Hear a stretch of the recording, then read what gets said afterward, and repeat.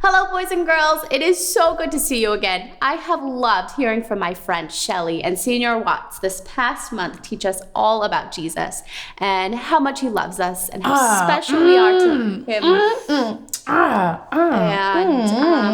Hi there. Who are you? Is that honey in your hair? Yum. Hello there. Hi. My name's John. Who's that asking? Hi, John. I'm Jessica. It's nice to meet you. And actually, I'm recording a puppet show right now. I'm trying to teach these kids here all Kids? about... What kids? Well, let me at 'em. Who wants to be baptized? Come on, kiddos. You're just one dunk away from an eternity of salvation. I'ma tell you all about Jesus. Come on down to the river. You know Jesus. Well, I was just talking to these kids here on the other side of the screen through this camera all about Jesus and how he loves us and how special we are to him and how he's created each of us to be unique. Jesus was pretty unique himself. You know, when we were just young lads, I remember walking through Jerusalem with him, looking for some fish to fry up for Taco Tuesday. You know, I'm more of a locust man myself, but Jesus was drawn to the sea, so fish it was. And he would start talking to people all in parables and stories, and they would just be all so confused and perplexed, trying so hard to understand what he was talking about. Wow, so you actually walked and talked with Jesus. That would have been amazing. I bet you have some pretty awesome and powerful stories to hear. Oh, yes, Miss Jessica. I've got loads of stories from my days with Jesus. We were pretty tight, being cousins and all. I bet some of my stories would throw you for a loop. Some of the things that Jesus did were pretty surprising. Well, could you tell us one of those stories now? Oh, sure. Well, let's see. Calms the storm. Nah, heals the leper. Predictable. I know. What about that time when Jesus went into the temple? He grabbed a whip and pow! Knocked over the tables and chairs and money boxes in the temple. Wow. John, really? Wow, why would Jesus do that? That sounds so angry.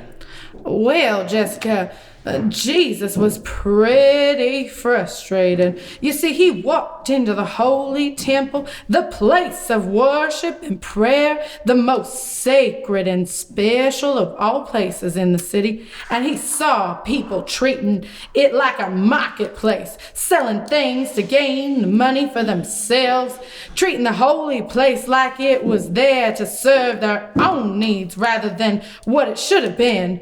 A place to pray and worship God, a place of respect. Wow, I bet that really hurt Jesus' feelings. I bet he was so saddened by what he saw that he just had to put it to a stop.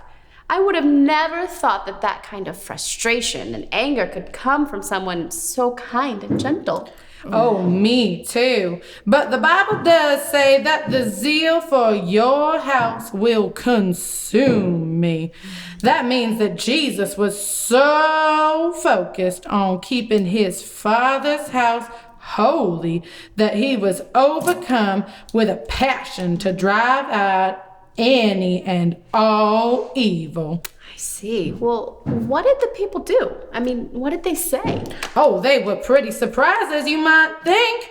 They all spoke up saying, "Who are you? Do you have the right to do this? We worked so hard to build this temple and setting up these markets." You see, Jessica, it took them 46 years to build that temple. And Jesus responded, "Destroy this temple and it will be built. I will build it again in 3 days." Wow, 3 days? I mean, I've heard of some of Jesus' miracles, but 3 days? I wonder if he had like a secret construction crew or something in the back. Oh, Miss Jessica, he wasn't talking about the same kind of temple. The temple he was talking about was much different and much better. But we'll learn more about that story later on. Yes, I think that's enough for me to think about today. Oh, I wonder what the kids at home could draw to illustrate this story for us this week. Oh, how about a nice, delicious locust taco? How about the surprise on people's faces when they saw Jesus turn over those tables? Oh, yeah, how about that? Well, kids, put on your good listening ears and enjoy the message.